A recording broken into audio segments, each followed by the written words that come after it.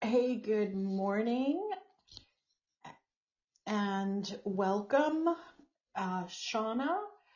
Hi, I am having such technical difficulties today, so I thought they were just going to be on your end over here, and in the meantime, I was unable to log on to podcast. I was, hey, good morning, everybody. Good morning, good morning. My name is Elly Molina, and I am your hostess today. It is February 16th. We are in the middle of a horrific Mercury retrograde. It took me 5 minutes to log on, and I wasn't even able to get back into my site the way that I normally do. Anyway, we're all here. We did it. Not the way I thought it was going to be, but we all did it. And this morning I have Shauna Cummins with me. And Shauna is the author of Wishcraft. She's also an amazing New York City hypnotherapist. You can look her up on Google and check her out. I would gladly go into her bio, only my internet is having glitches. So if you want to check her bio, you can go into obviously google.com, or you can head on over to last week's podcast where we attempted, also Mercury retrograde, where we attempted to have Shauna join us. So anyway, we are actually here, and I've got a lot of questions today, Shauna. Hi and welcome. How are you? Good. Can you hear me? Yes, loud and clear. Oh my God, amazing. I'm so excited. Oh, geez. Do you know, this morning, after you let me know that you were having problems getting on, it's like, oh God, okay, let me get on now. And so I always use my computer to do this. And all of a sudden, Podbean would not load on the computer, and then the internet went down. And then here I am giving you advice, because you had no internet this morning. And it just seems like, oh my goodness. All right. Right? Yeah, before we start, because I've got a lot of questions here for you today. And before we start, could you talk a little bit about yourself, your work, your book, and then I can start asking the questions. Okay? Sure. All right, cool. Sure. Yeah. So, well, thank you so much for having me. Um, yeah, so I am a hypnosis practitioner, or otherwise called a hypnotherapist. And I have a private practice. I've had a private practice now for I'm going on my 10th year.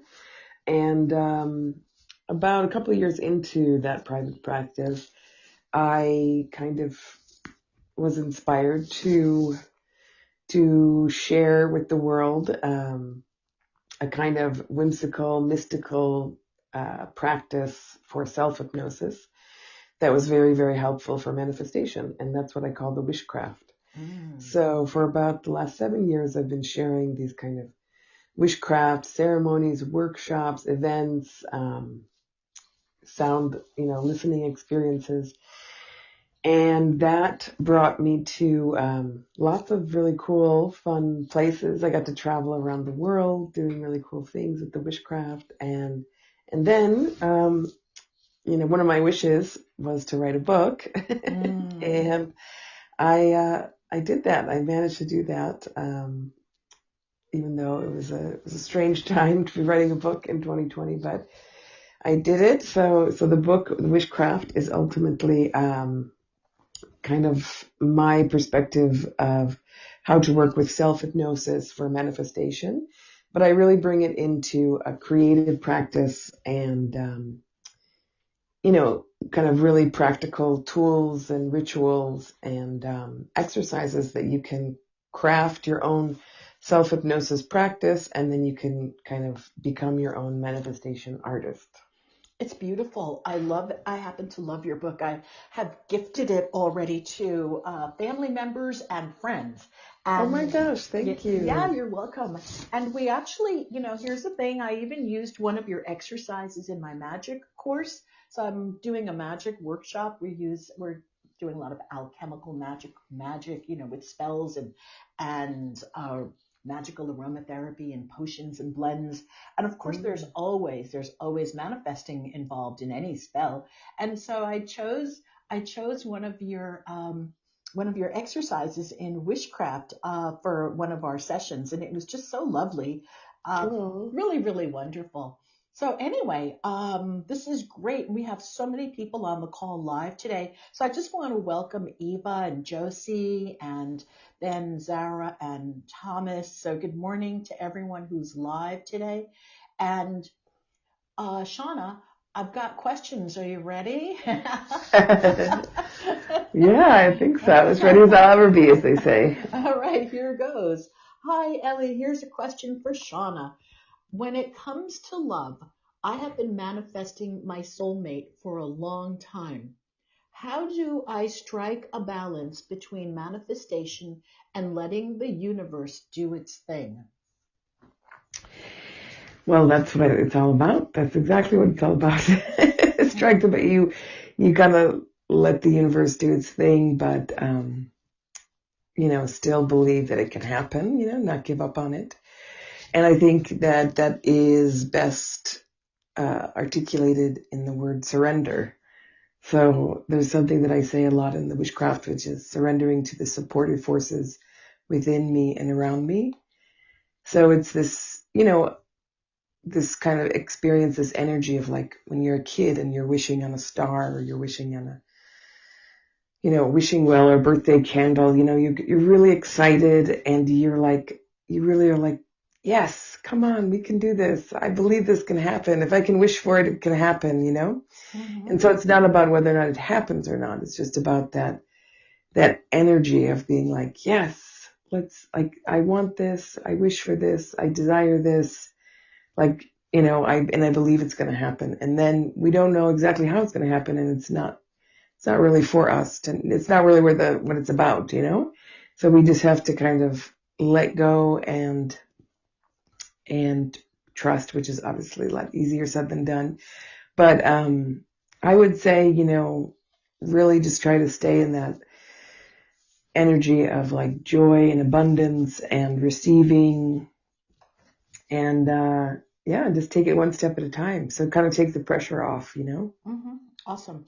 I agree. I do want to add something to that, which has nothing to do with the manifesting and wishing, only there's also action involved. So, I always think of sitting on a couch, right? And looking out the window and saying, okay, gee, I want my man to come, or, I want my $1 million to come. And then there's that old joke where Jacob starts praying to God and says, God, let me win the lotto. God, let me win the lotto. Let me win the lotto. And then one day, the skies open and God says, Jacob, give me a break. Buy a lotto ticket. So, so, you know, Yes. for me, that's like, okay, I'm going to do all of my manifesting, but I'm also going to get on a dating app, or I'm going to be willing to put myself into a situation where there are potential, let's say, partners, someone at least to run into, so that the universe can do its work and that we can continue to wish and manifest. But we do help God along the lines by buying the lotto ticket. Oh, for sure. Yeah, I know that's the difference between fantasy and imagination, which I often talk about. So like fantasy is just kind of escaping into the really feel good narrative that keeps you in a place of, escaping and in a way being stuck. But when you bring it into imagination, it's a conscious practice. So manifestation, when it's conscious, is using your imagination creatively, which means to take action because it's a creation. So you have to create, you have to collaborate with the universe and exactly put yourself out there, go on the dates, Do the work.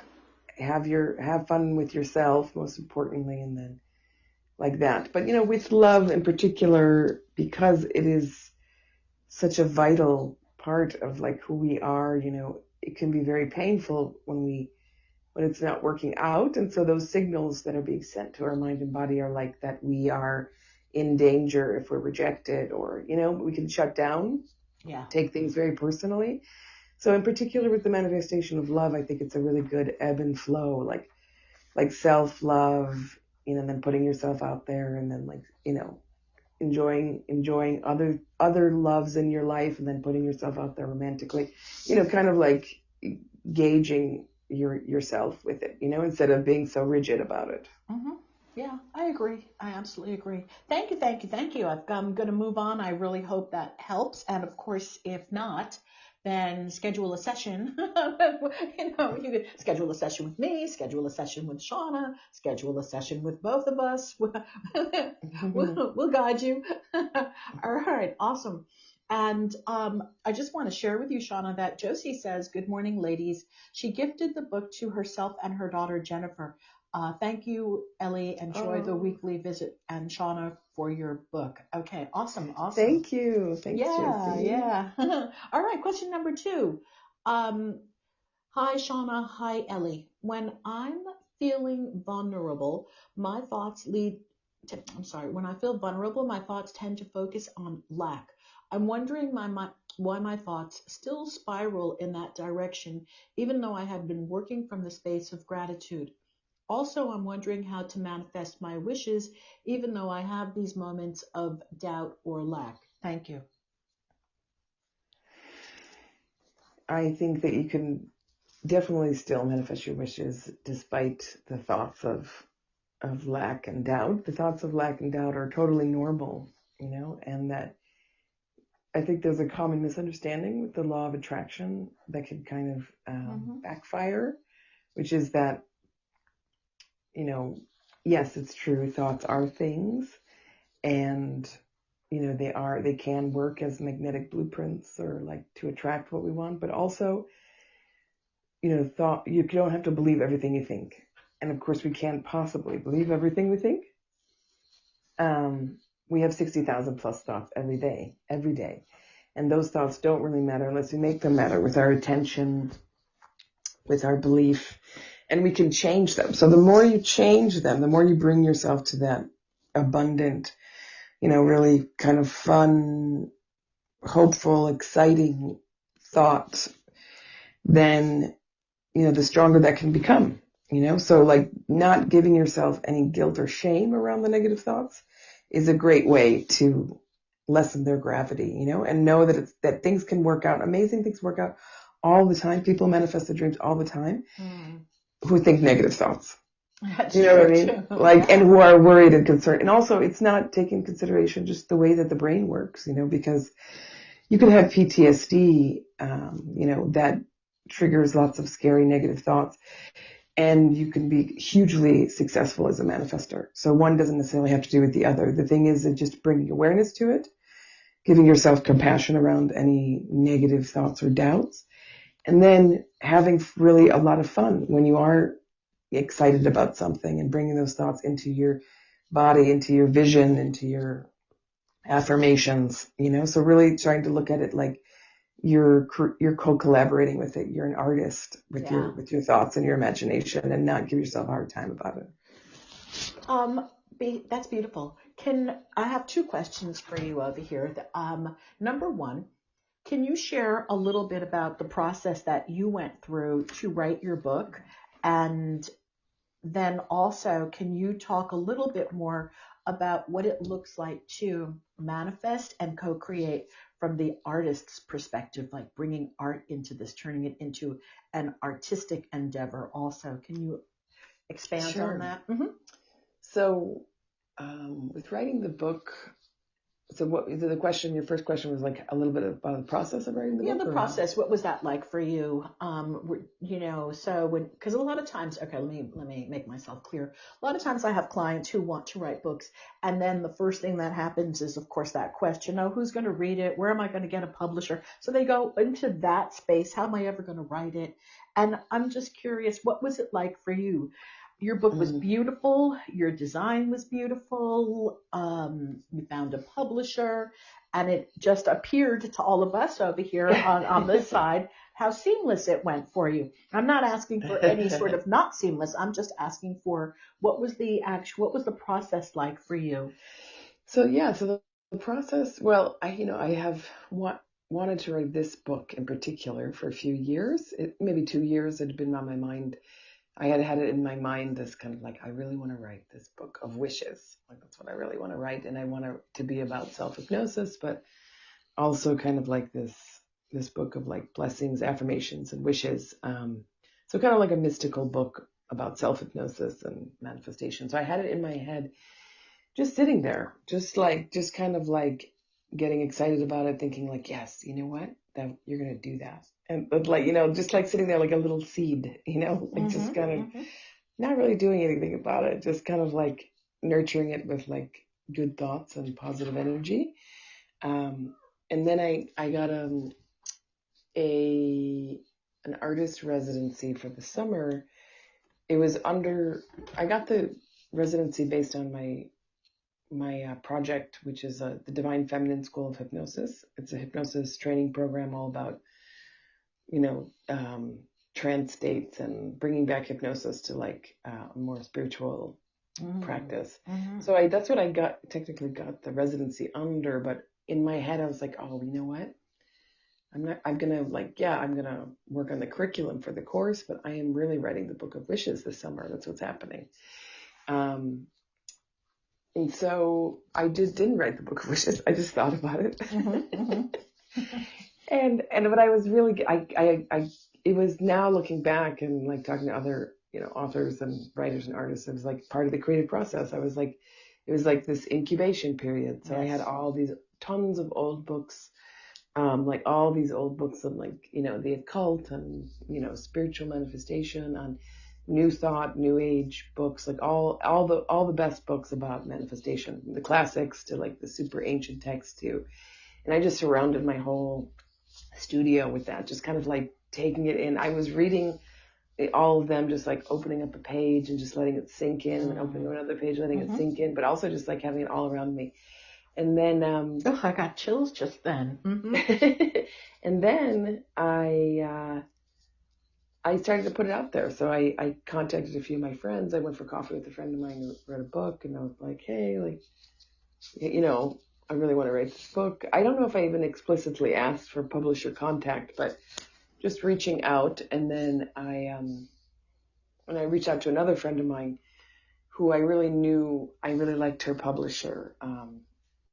And I was like, hey, so I'm like, I'm writing this book. I said it as if it was already happening, even though I was just researching. And then, and she was like, okay, you know what? I am having coffee with my publisher tomorrow. I'll mention it. I was like, okay. So I didn't explicitly ask her to mention it or ask her for her information. She just said that. And I was like, okay. And then the next day, the publisher contacted me and she said, oh, I had lunch with Semra, and she gave me your info. She said, you're interested in writing a book about manifestation. And it was so, so odd because last night I had gone to sleep. This is the publisher's talking now. She had gone to sleep the night before reading The Secret. And she was like, oh, you know what? We really need a hip modern version of this. Oh my God. She's like, and then I had coffee with Semra. I had coffee with Semra, and she said, you have this witchcraft thing. So can you get me a proposal by next week? And I was like, oh my God, we're doing it. We're writing the Book of Wishes right now. So then I like stayed up, I didn't sleep for like a week, and I put together the proposal, and it took about a month back and forth, and signed the deal, sealed the deal. Oh, how exciting. Congrats. So you just love how that works again, right? The alignment and yeah. Wow. And I think that for example, that's a really good example of, what I don't really focus on so much within the witchcraft, which is like, that's the example of the real magic of it, of the alignment of it, of the resonance of it, of the surrender of it, which is amazing, because it's like, it does work, and we can make our dreams happen. We can co-create our lives with the universe and all the time, and we're doing it all the time, but we can really do it, and we can get exactly what we desire in so many ways. But the thing is that I think that because the way the law of attraction is really tied in so much to like, I don't know, like basically like capitalism, in this way, especially like in our modern times, which is not necessarily a bad or good thing, but it can get really, really commercialized and sold in this way where it's oversimplified and it is very much, like everything else. It's like advertising, right? So they're selling you this point of like, oh, you're going to do exactly this, and then you're going to exactly what you want. And it's just not the way it works. Even though it does work, it's not the way it works, So, so it was amazing because, that's the way it worked out for me at that time. But then, and which was a euphoric moment to get the publishing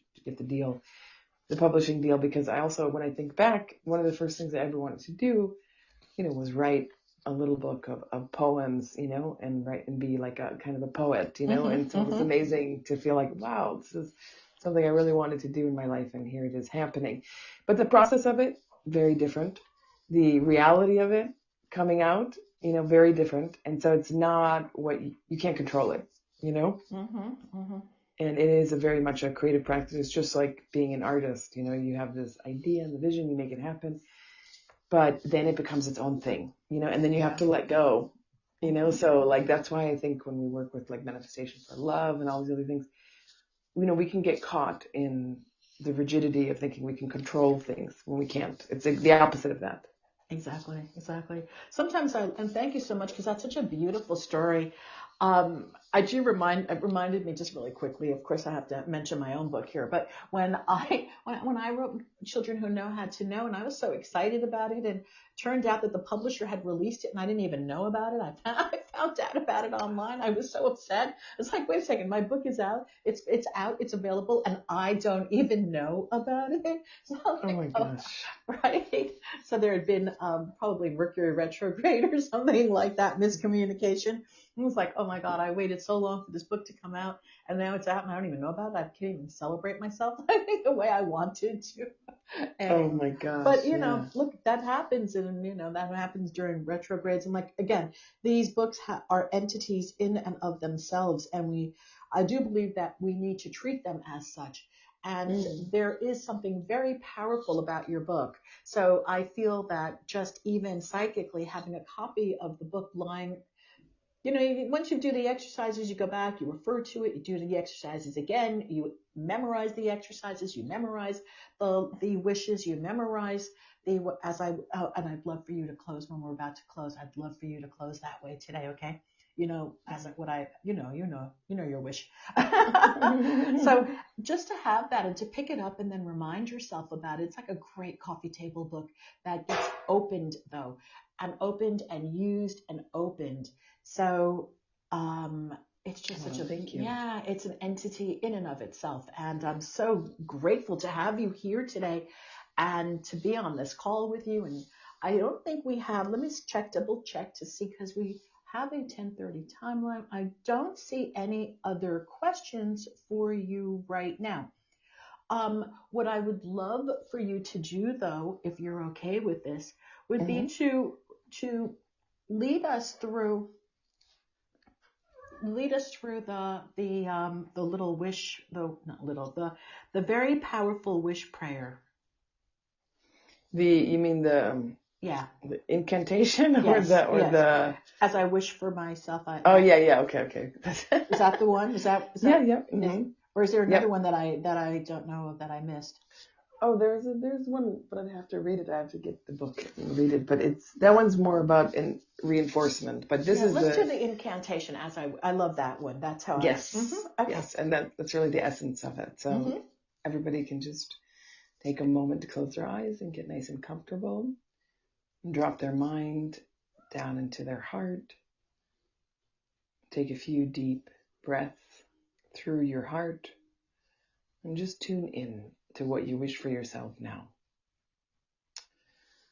You might see it like a light or color. Feel yourself breathing into that wish. Thinking about all our wishes working together. Thinking about the energy of your wish working with you. And all our wishes working together. And if you'd like, you can repeat after me in your mind. Just as I wish well for myself, may your wishes come true. Just as I wish well for myself, may your wishes come true. Just as I wish well for myself, May your wishes come true. Ah, how beautiful. And I wish that everyone were to go look for you, get your book, and reach out if you have any questions. And I want to thank everybody for joining us today. And thank you, Shauna, for being here and for sharing your magnificent wisdom with us. Really. Blessings Thank to you, you. Elly. Thank you so much. You're welcome. You're so Thank you. Blessings to you on this wild Mercury retrograde. And I'll see you soon. great. Bye, everybody. Take care. Bye. Thank you. Thank you. Bye. Thank you. Thank you. Bye-bye.